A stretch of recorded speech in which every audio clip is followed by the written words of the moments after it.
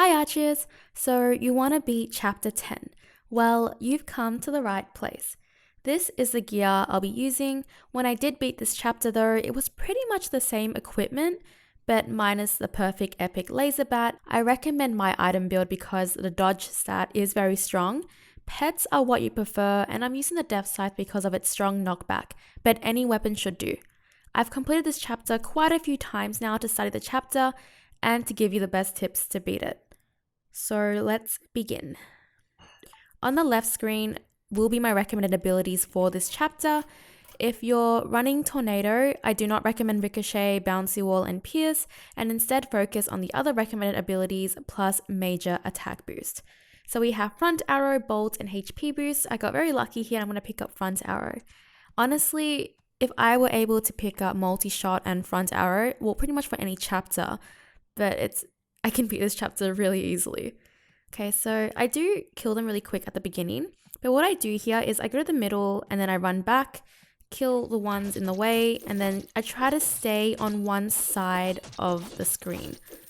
So why I do this is basically to avoid crowding situations. So if I were to stay in the middle, if I were running around the map too much, it gives you more room to get overwhelmed by all the monsters coming at you.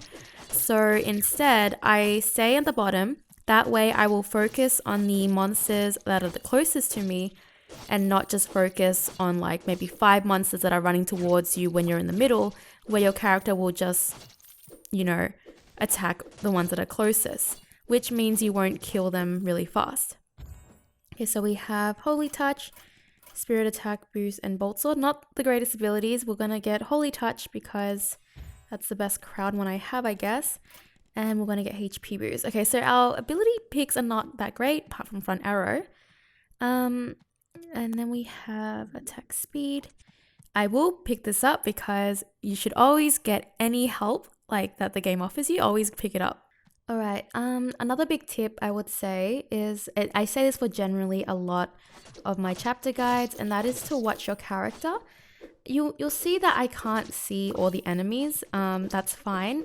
The further you are away from them, the better, because the further you are away, the easier it is to avoid their projectiles. And even with melee enemies as well, like the further you are away, it gives you more time to attack and less time focusing on repositioning. So in this game, you want to focus more on attacking than repositioning. You want to try and avoid repositioning as much as you can because that just takes up time where you could have attacked. Okay, so I'm just gonna quickly kill these. Remember to watch your character if you're having trouble avoiding projectiles. There are a lot of projectiles in this map. This is why slow projectile and wingman are very good.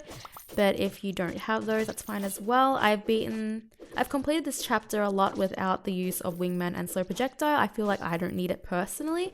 But if you're having trouble with those, then I would recommend picking those up. We're not getting the best abilities. We're actually having really bad abilities this run. I guess I will pick up, that's really hard. I guess I will pick up Bolt Swords. I don't want to really deal with having to time the freezing, but I guess since the picks are really bad, it makes it a little bit easier to follow if you don't have good RNG like I do. So we're coming up to our first boss here, which would be the Scythe boss. So the Scythe boss is probably the trickiest boss, I think, for most people. So what I do here is I just stand in the middle. You'll see that he throws a bunch of spinning scythes. I just ran into that one. That was really bad. I should not have done that. But basically what I do is I stand in the middle here and I just slightly move around him and not move around too much. So if you move around too much, what happens is the scythes that he throws will bounce until they return to him. And the more you move, the more harder it is to avoid all those scythes. So I try to not move as much and I stay in the middle to give myself as much room as possible to avoid any scythe attacks. Another tip is to not stutter step in this one. I don't stutter step. Some of my attacks miss, that's fine. It's just a lot of patience. So what I do is I just keep attacking from the middle, do not stutter step, and just slightly move around him when he does. Sometimes you'll be hit by those bouncing scythes, it's fine. I rarely ever do this boss perfectly, so it's completely fine. But I think I did pretty well there. I don't have trouble with him. I didn't really have that much trouble with him at the beginning either, because I thought he was actually pretty simple in comparison to some other bosses that I've had trouble with. We're going to pick attack speed. I don't want bouncy wall. I do not like bouncy wall with the Scythe. I'm just trying to think if there's anything I might have missed. Okay, I don't think there's anything I might have missed, but why I stay in the middle is because he will always bounce and then stop at the walls, which is preferred because you don't want him like be all over the place. It makes it way harder for you. Okay, back to here and then go back down again. So this tip that I do here with the whole moving back down to stay on one side, because that means I only have to keep track of the, you know, the high up there. Oh, so this could be trouble for some people who don't have a lot of damage, is when the melee. This is when you're forced to have to reposition a lot. Remember, you can use the walls to your advantage for the projectiles you have to avoid. If it's safe, you can move up just to grab the ones that you can't reach, but generally, if they're not doing too, like, if they're not really reaching you, then I don't really mind them that much. I usually move up when I'm on my last wave, or when there's no monsters left. But I always attack from a distance because you want to avoid having to go too close and being in a bad position. So just keeping track of all the enemies from this spot here. The laser bats are the biggest issues personally, because when there's obstacles, it's obviously harder to reach them. But I just always slightly move up when I can. Okay, so we have multi-shot. Nice. We got very lucky here. We got multi-shot. So now we have front arrow and multi-shot. That pretty much makes up for all the bad abilities I have so far, but multi-shot and front arrow make this game really easy. They make this chapter really easy for me, especially at my current level. I can kill the boss, the end boss, really quickly. So I have to try and see if I can make it slower, but I don't know if I can. Alright, so just remember, it's all these monsters that I'm fighting right now, we've had them in the past chapters, so they shouldn't be new. If you watched any of my previous chapter guides, it will teach you how to deal with these monsters. So that ball will explode after a certain amount of time, so it doesn't just keep bouncing like some people think. It actually does disintegrate or dissolve at a certain amount, in a certain amount of time. So the only problem for me is, this is why I love the Death Scythe so much, is because of those skeletons. For example, if you don't have a lot of DPS on the tornado, then and you're running the tornado, there is not really any knockback on the tornado. You will have trouble with melee monsters especially. I'm going to pick up HP boost, and we're up to the second boss. So I don't remember who the second boss is. I think it's the bomb boss. Okay, it is the bomb boss. So basically there are two of the bomb bosses here. They do spawn smaller there we go, smaller bombs. So what I do here is I basically walk around in a very wonky diamond, because the bombs explode in straight directions, as you can see. So if you position yourself in a diagonal way, you'll never get hit by them. And that's what I basically do. I just run around them in a very... I don't really have to avoid them, I'm kind of just naturally avoiding them. I do have to do a big run like this eventually, because there's a bunch of bombs in that corner, as you saw before. But yeah, I don't pay attention to any of the enemies. I don't pay attention to the bombers. I don't pay attention to the bomb boss. I just keep walking around in a very wonky diamond. So recap, two bomb bosses. They do spawn smaller bombs, and I just sidestep like this.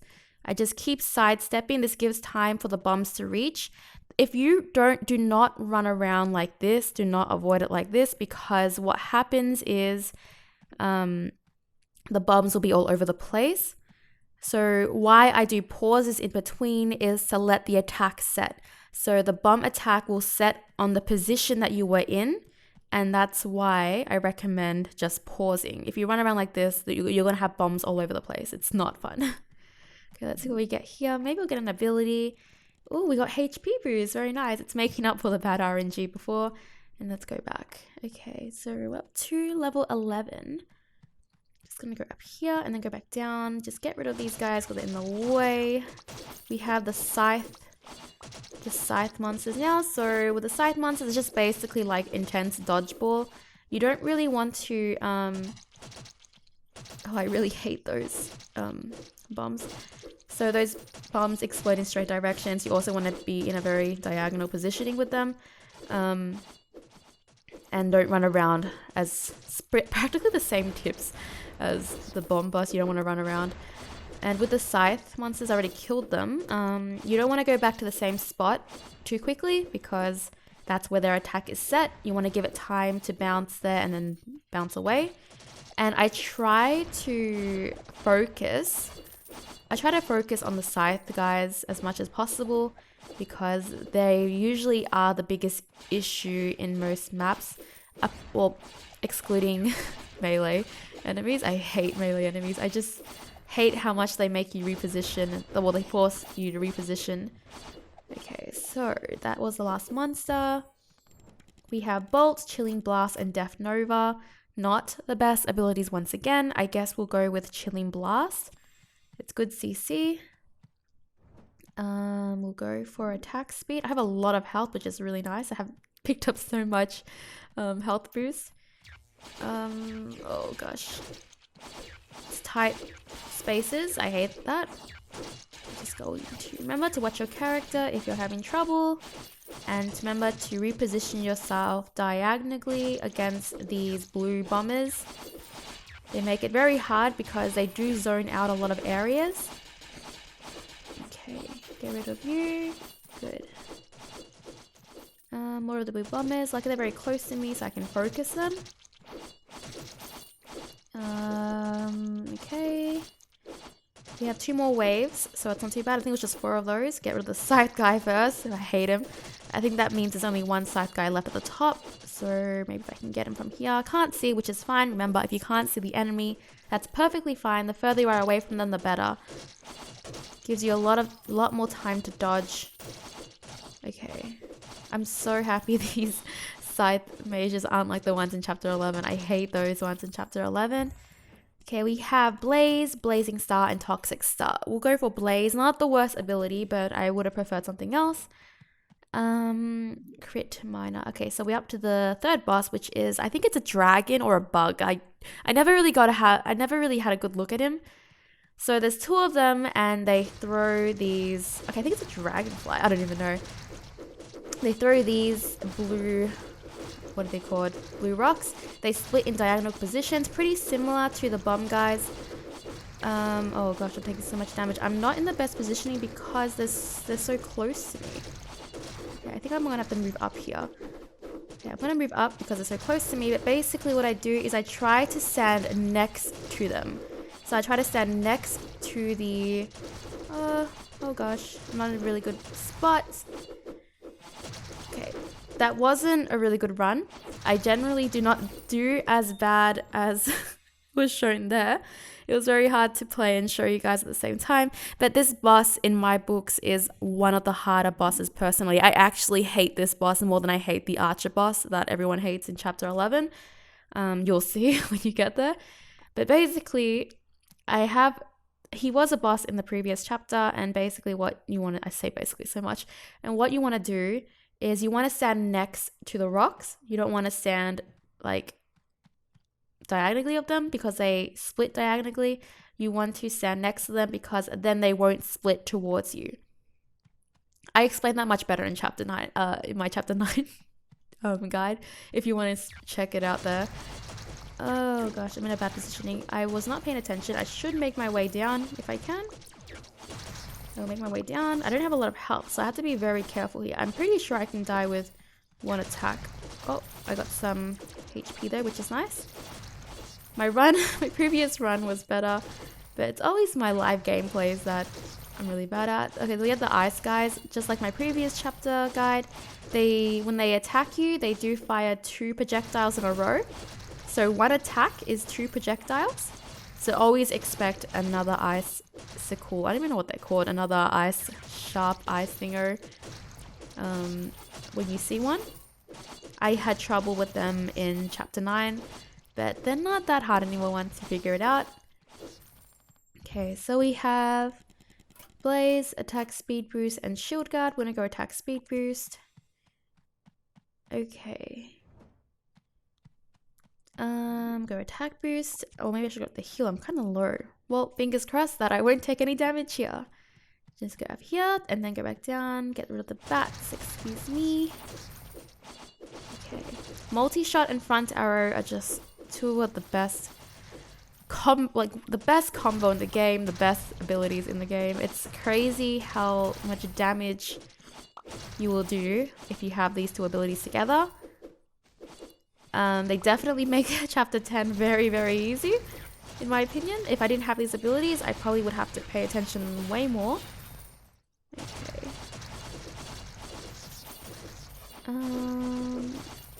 Just gotta reposition myself, kind of maneuver myself through these blue orbs. We got the Death Scythe mages, sorry. Remember, that's just like intense dodgeball. You just wanna not go back to the same spot too quickly. And now we're up to the boss. Okay, so this boss I have fought a lot. Got HP boost. I will leave a more detailed tips description on the right, as I have been in the video. But basically with this boss, he fires random projectiles on the screen, which you will see as a circle on the ground. It's really fast, but a sidestep should do in most cases. Or just step in a little bit, you know, in a different direction. And then it also fires a bunch of those really fast, sharp projectiles. They do bounce off walls. Because of that, I generally stay in one area to avoid them, as they do not bounce there in my experience. And you do not want to stay in the middle. So what I do here is I basically stand here. See, as you can see, it avoids the projectiles. That one is a bit fast. You have to really watch out. But as you can see here, I'm avoiding the projectiles. And those little ones are the ones I'm talking about. They're really fast. I'm just slightly stepping. Ooh, that was very close. And that was pretty much it. So I killed him really fast. I think he's not a very hard boss. Well, actually, most bosses in ARCHERO, the end boss is not the hardest in my opinion, excluding some. But that was how to beat the dragon boss. So you just pretty much have to stay. I always just stay in this one spot. Sometimes it's unavoidable. Like, you'll get hit sometimes. You're not always going to beat him perfectly. But that is all for the guide. I hope these tips and tricks help you. I hope they help you beat chapter 10. Chapter 10 was not too difficult in my opinion. They did nerf it a lot as well. Chapter 11 is what I'm working on so far, so I hope to see you guys in that guide when it does come out. But yeah, I thank you so much for watching. Please do not be discouraged if you don't beat it right away. It does take time, it does take practice. And even if your gear is not that great right now, ARCHERO is very nice and generous, and they have been giving us a lot of gear for free, or like easy to obtain gear. I have been coming across a lot of posts on Facebook and Reddit where there are a lot of free-to-play players who have all perfect epic items. I don't even have all perfect epic yet, but there are free-to-play players who have all perfect epic right now because they grind so much and they're all free-to-play, which is insane to me. That is all for today's guide. I thank you very much for watching. I hope to see you again for the next video. Please like and comment. Feel free to leave any of your own tips for chapter 10 as well. And subscribe and click the bell for more ARCHERO videos. I hope to see you again for the next one. Bye!